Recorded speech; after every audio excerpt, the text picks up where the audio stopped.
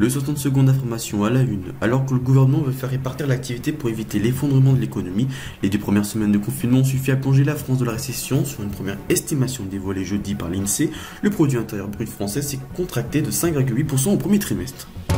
Est-ce que l'idée de partager les objets de mobilité est-elle morte avec le coronavirus? Apparemment ce serait le cas, avec un risque réel qui installe la peur de s'infecter en touchant des surfaces contaminées ou encore en respirant le même air qu'un inconnu.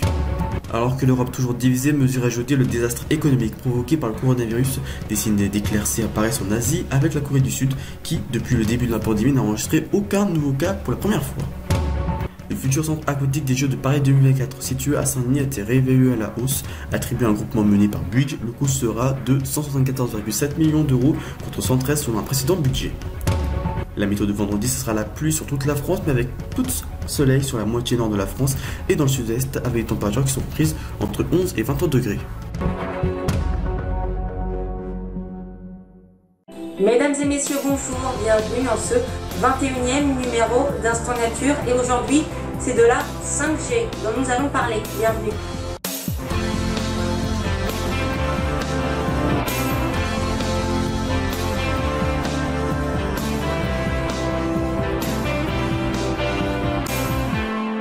Allez, commençons sans plus attendre notre émission sur la 5G avec tout d'abord les différences qu'il y a entre la 4G et la 5G.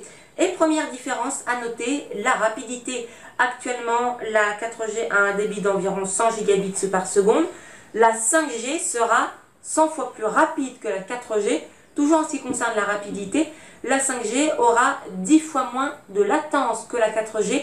La latence, c'est le temps écoulé entre le moment où l'information est envoyée par un appareil et le moment où elle arrive à destination. Vous pourrez donc utiliser la 5G à la place du Wi-Fi pour par exemple installer des applications, ce qui existe déjà, mais en tout cas vous attendrez moins. Vous pourrez aussi visionner des vidéos 4K presque instantanément. La 5G implique aussi des changements en matière de sécurité et d'économie. Les pays qui utiliseront la 5G devront investir beaucoup pour qu'elle soit installée sur le territoire. Et avec la crise financière qu'entraîne le coronavirus, la 5G n'est pas prévue pour tout de suite, même si elle est déjà implantée dans certains endroits. Il faudra également que la sécurité soit revue, car qui dit plus de débit, dit plus de menaces.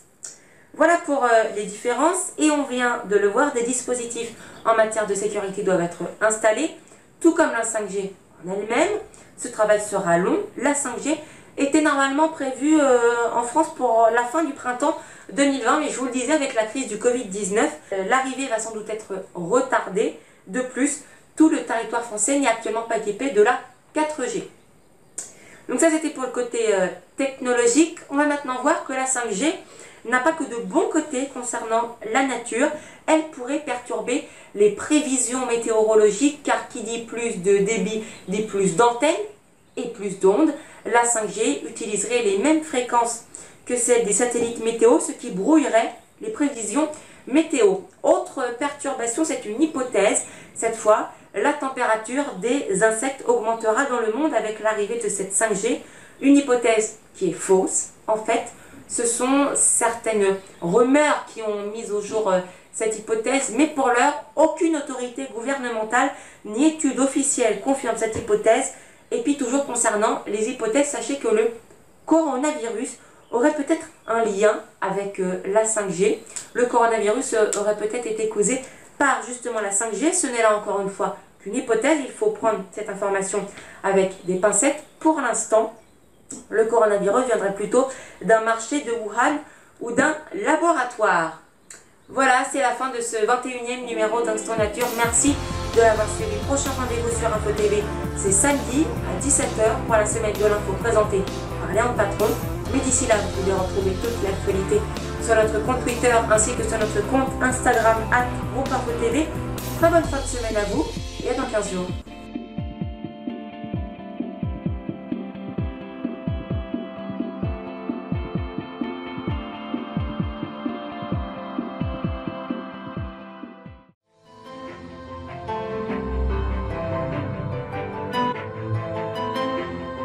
Alors que nous luttons toujours contre le Covid-19, pour aider les soignants et les malades, faites un don sur fondationdefrance.org. Et n'oubliez pas, pour mettre fin à cette pandémie et sauver des vies, Restons chez nous.